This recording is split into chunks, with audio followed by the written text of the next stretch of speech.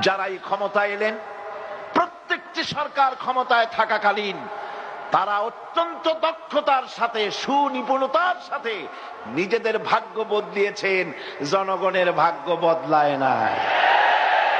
এ জনগণের ভাগ্য বদলাবে কি হলে? আসুন কোরআনের কাছে। কিসের কাছে?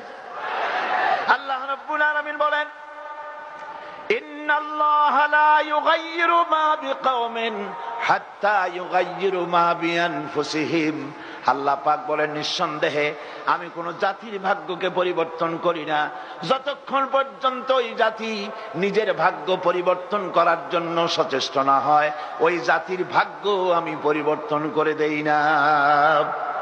আমরা কি আমাদের ভাগ্যকে পরিবর্তন করতে চাই? জোরে বলেন চাই।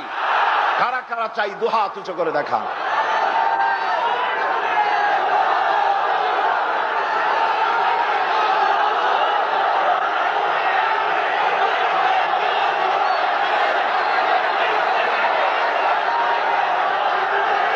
হাত নামান, হাত নামান।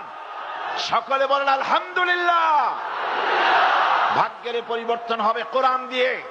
ভাগ্যের পরিবর্তন হবে কি দিয়ে? কোরআন দিয়ে পরিবর্তন হবে।